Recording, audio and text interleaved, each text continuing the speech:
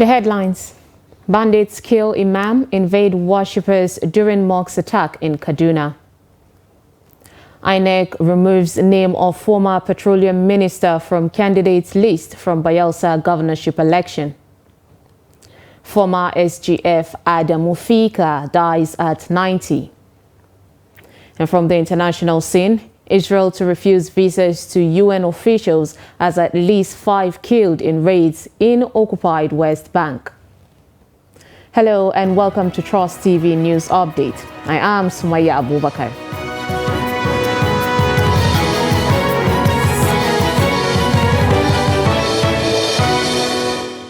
Thank you for joining us, and now the details. Now, bandits have attacked a mosque at the Ga Baba village near Sabon Layi in the Birnin Gwari local government area of Kaduna State, killing the chief imam of the mosque and 2 other worshippers, while 2 others sustained injuries. 2 other worshippers who sustained life-threatening injuries were rushed to the Jibrin Maigwari General Hospital.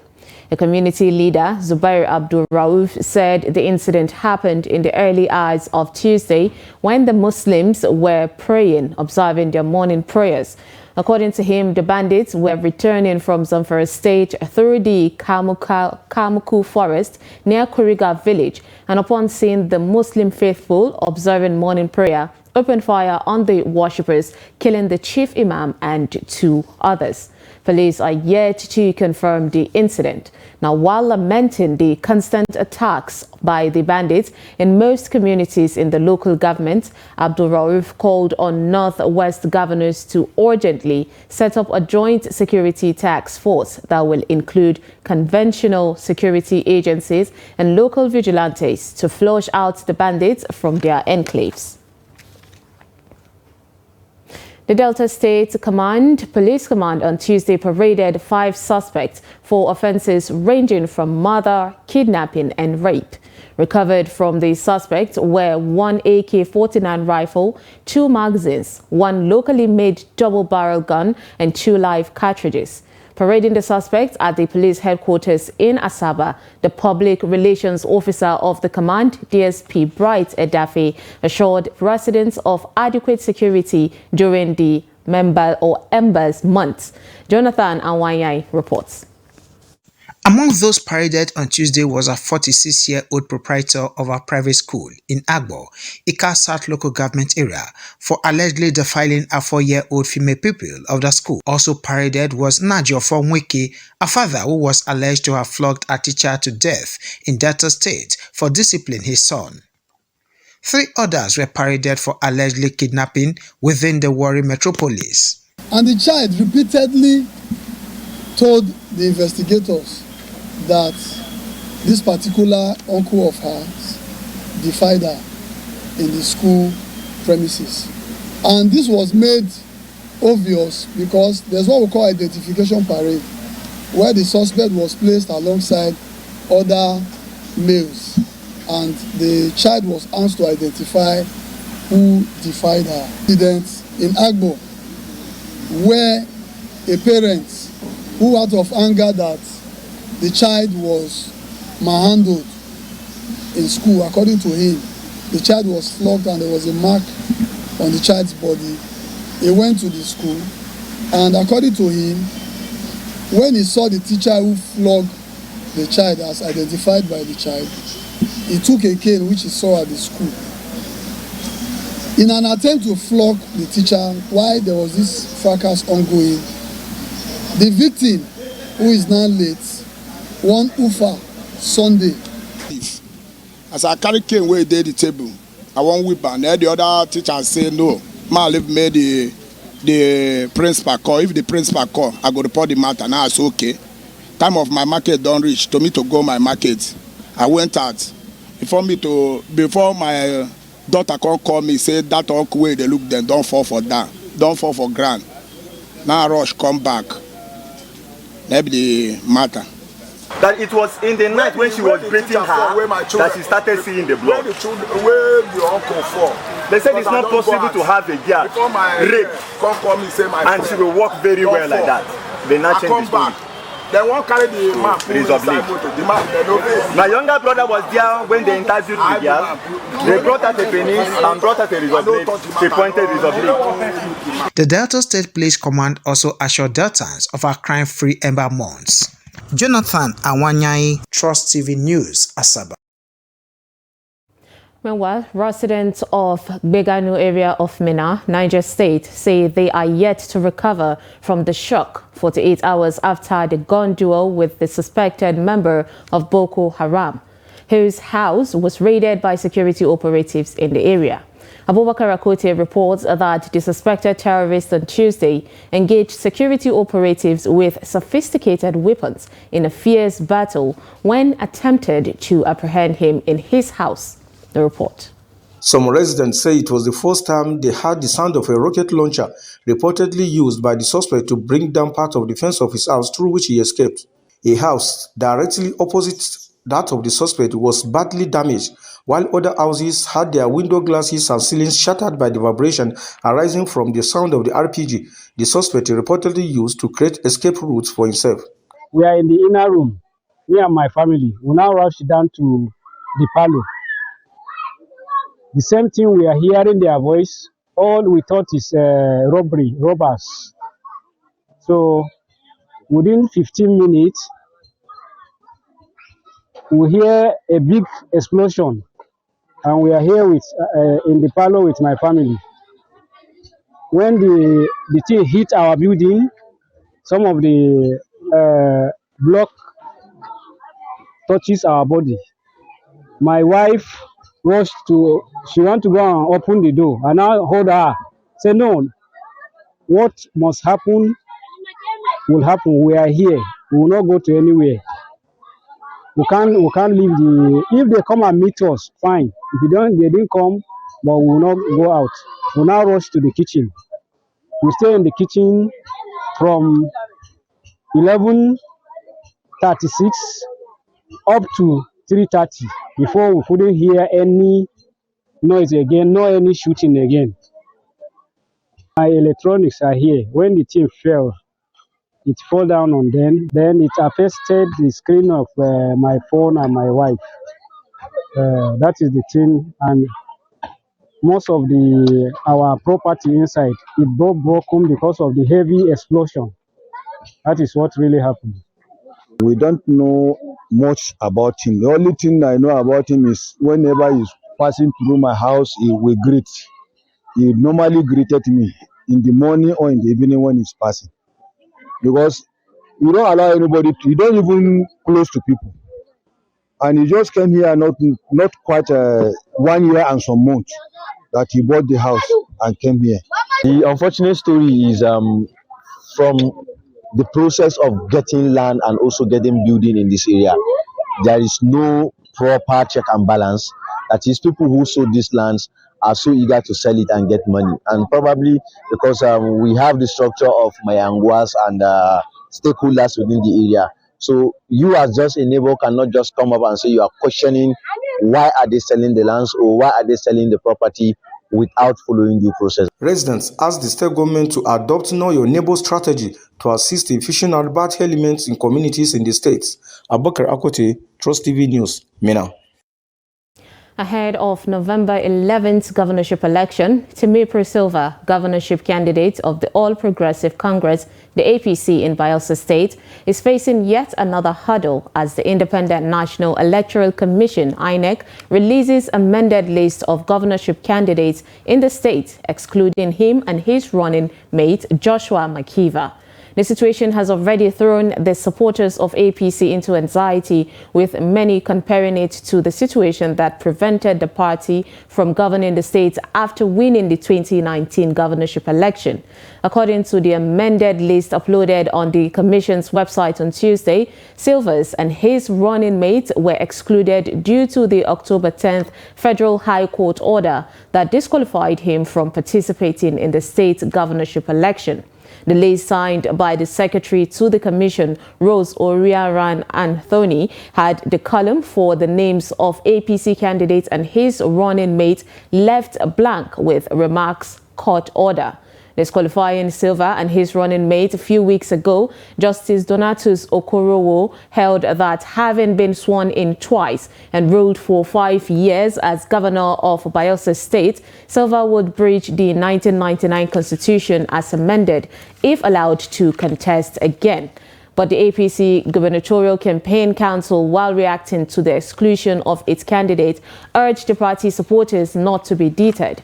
The Director of Media and Publicity of the Campaign Council, Perry Tukuwe, in a statement on Wednesday said that the party's lawyers were already on the top of the situation to get victory at the Court of Appeal. Now, mixed reactions have trailed the establishment of the Humanitarian and Poverty Alleviation Trust Fund by the federal government in an effort to cushion the effect of the hardship of the vulnerable Nigerians. The residents of Dutse, the Jigawa state capital, say that it is a welcome development if the program is far from unpatriotic and corrupt Nigerians. Trust TV's Adamu Imam completes the report. The federal government, through the Humanitarian Ministry, approved the fund to the tune of $5 billion after the Federal Executive Council meeting presided over by President Bola Tinubu to address the perennial poverty throughout the country. Some Nigerians believe that if care is not taken, the program will still be a mirage to the less privileged. Now that they have initiated this move, I think with due process, it's a good one.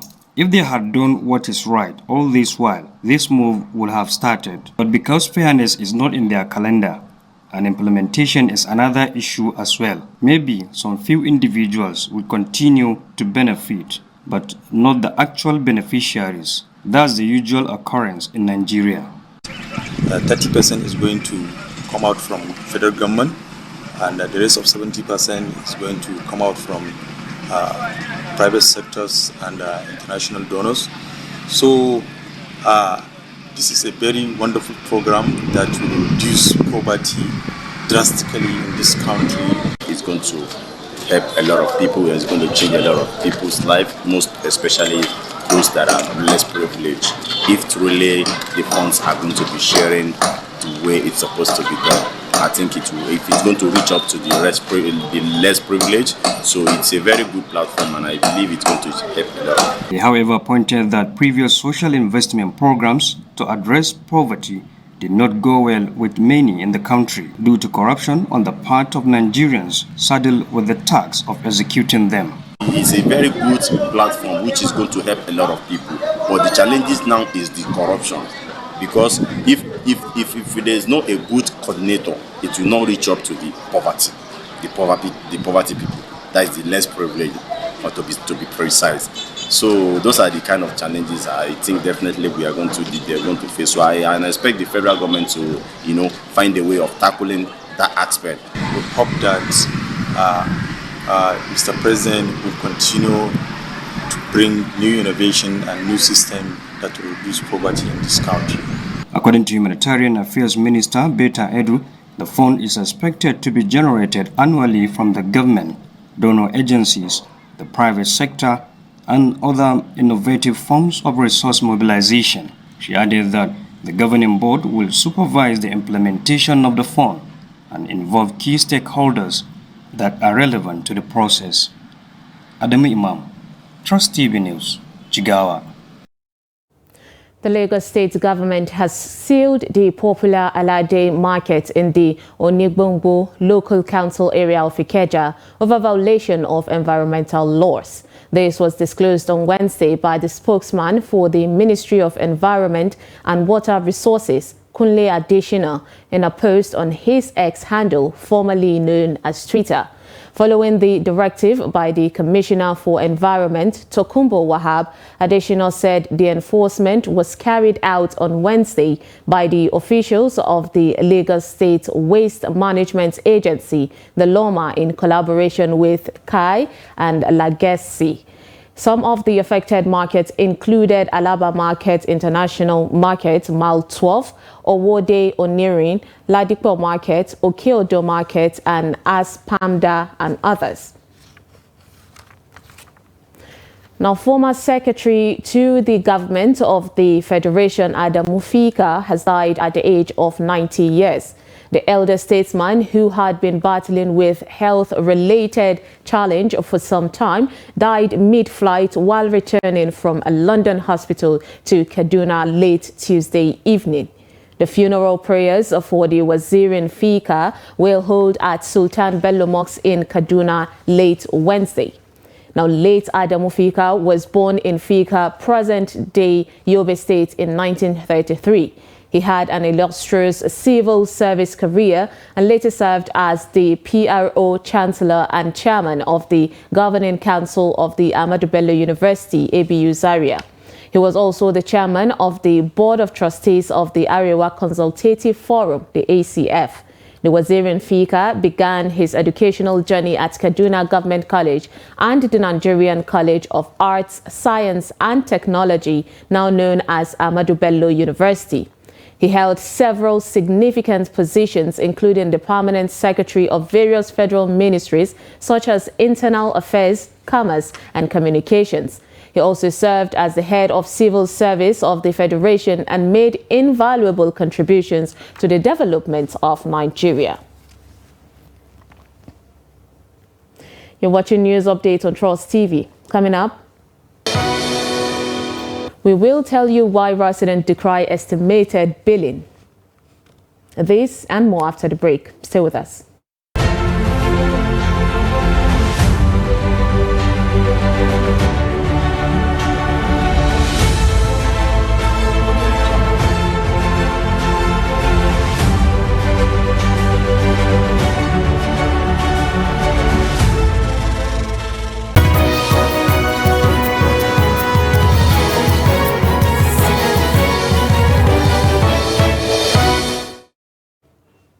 Welcome back. If you're just joining us, this is News Update on Trust TV. Here's a recap of our top stories. We brought you bandits kill Imam, invade worshippers during mosque attack in Kaduna. And INEC removes name of former petroleum minister from candidates list from Bayelsa governorship election. Now, moving on to more stories, the Supreme Court has fixed Thursday, October 26, for the judgment on the appeal filed by the presidential candidates of the People's Democratic Party, Atiku Abubakar, and the Labour Party, Peter Obi, against the judgment of Presidential Election Tribunal, which upheld the election of President Bola Ahmed Tinubu. Atiku and Obi asked the Apex Court to set aside the judgment by the Presidential Election Tribunal, with Atiku presenting documents from Chicago State University to prove that President Tinubu was not qualified to contest the February 25th election. The Supreme Court's Director of Information, Dr. Festus Akande, on Wednesday said that the judgment of the appeal that had been scheduled for tomorrow. Moving on, the Taraba State government has flagged off vaccination against human papillomavirus for girls between the ages of 9 and 14 years to avert the spread of the virus. The state deputy governor, Aminu Alkali Turaki, flagged off the exercise at the state primary health care center, Jalingo. The report. Human papillomavirus, known as HPV, is the most common sexually transmitted infection, STI. It is very common, affecting more than 1.5 million people in Nigeria every year through a cut or small tear in the skin. The virus is also contacted through skin contact in the genital region. According to health experts, the HPV has no sign or symptom of the infection at the initial stage. Taraba State Deputy Governor Aminu Alkali said vaccination for the female children is free, noting that the scourge of cervical cancer remains a source of worry that requires government's attention. It is sad to note also that this monstrous ailment is caused by the deadly human papilloma virus. But I am delighted to announce to you today that Taraba State government will from today join other states of the country in introducing the life-saving human papilloma virus vaccine to prevent our teenage girls from developing cervical cancer and other related diseases. Health Commissioner Nuhu Tukura said the virus has been known in America since year 2006, which later spread into 10 African countries, including Nigeria, for the past 10 years. Because this is the first time that we're having this vaccine in Nigeria. And this vaccine, Your Excellency, it is of note that it has been in existence since 2006 in the United States of America. And over 10 African countries have had this vaccine. It has been part of their routine immunization. I want to urge all our health workers here that our capability as a country have been questioned, that we will not be able to conduct effectively this human papillomavirus campaign effectively. But I know definitely that we are capable. We commend the government of Nigeria and Taraba State for improving the health indices of our dear citizens. To the people of Taraba State, data indicates that the virus is affecting over 70 people in the state annually. But with the rollout of the vaccine, more than 17 people will be immune from the virus every year. Some business owners and residents in Asaba, the Delta State capital, have lamented the poor distribution of prepaid meters and epileptic power supply by the Benin Electricity Distribution Company, the BEDC. The residents have appealed for improved power supply to ease their business operations. Also urged the Electricity Distribution Company to stop the estimated billing system and provide them with prepaid meters. Trust TV's Jonathan Awanyai has more. The electricity consumers who spoke with Trust TV decried the persistent epileptic power supply in the area, as well as the outrageous bills they are being charged. I call it a level of exploitation, of a level of mass mentality for BDC to be talking about estimated billing. Do you know why? Now, here is a body, an organization that can't even guarantee 2 hours light in a day. Sometimes for weeks and months, you don't get light in some parts of Asaba or Panama. That's how bad it is. Yet, at the end of the month, a group of persons who call themselves BDC staff will come and say they want to bid you. They want to read meters. Meter and there's no light. It's just like one of the decorations you have in your houses. But if there's light, then you see that revenue will come up. Because if you buy 2,000 naira, which is normally the normal thing that most people buy, within 1 week, it's finished. The next week you buy again. And then you generate revenue. So if you don't give her these meters, you won't generate revenue. And even when you give her these meters and you don't supply the light, the same thing, it falls back to zero. BDC in Asaba and Delta in generally, their performance is very, very poor. Most times, like transformer, when the transformer is down or faulty, they hardly do maintenance. It is the users that will contribute money. They expressed sadness over what they described as extortion and called on the company to install the prepaid meters in their areas, which according to them are more pocket-friendly for the common man. It's here. Since I've been posted here, I've discovered that we don't really have a power supply here. We don't really have power supply. What we have here is just occasional. It just gives you occasional joy. When you see the power supply, people will rejoice. But in 5 minutes, they will take. Prepaid meter. BEDC is not doing well. Because even before you even apply for the prepaid meter, you have to go, extra mile in, applying.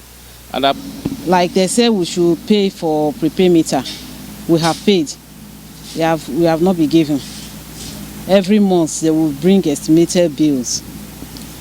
There are times they will bring 50,000 for 2 rooms. There are times they will bring 40,000, just like that. While intensifying the clamor for prepaid meters as the only way out of their dilemma, some of them accuse the Benin Electricity Distribution Company, BEDC, of extortion and unnecessary delay in supplying prepaid meter, even after payment. According to them, the only way the customers will be satisfied is when they have prepaid meters and are sure that they only pay for electricity they consume. Jonathan Awanyai, Trust TV News, Asaba. And now from the international scene, at least 5 people have been killed by Israeli fire as the Israeli army carried out a number of overnight raids in the occupied West Bank, according to the Palestinian officials. The Palestinian Health Ministry said 3 people were killed early on Wednesday in an Israeli air attack on the Jenin refugee camp. 2 more young people were killed during raids in Galkilia and Kalandia, respectively, it added. The Israeli military said on Wednesday that a group of Palestinians at the camp fired and hurled explosive devices at its forces when they were carrying out counter-terrorism activities. The West Bank has emerged as another front in Israel's war in Gaza. Meanwhile, Israel will refuse visas to United Nations officials, its ambassador to the UN has said, as the country's spat with the international organization deepen. Gilad Erdan made the statement on Wednesday, according to Israeli media, as the fallout from the UN chief's speech at the Security Council the previous day continues. The UN Secretary General Antonio Guterres indirectly criticized Israel for ordering the evacuation of civilians from the north to the south of the Gaza Strip. He also said Hamas's attack on Israel on October 7th did not happen in a vacuum, as the Palestinians have been subjected to 56 years of suffocating occupation. Erdan said on X, formerly Twitter, that the UN chief has expressed an understanding for terrorism and murder with this speech. And with that, we wrap up news update on Trust TV. Do not forget to follow us across all our social media platforms and join our YouTube live stream for more news programs and documentaries. I am Sumaya Abubakar. Thanks for watching.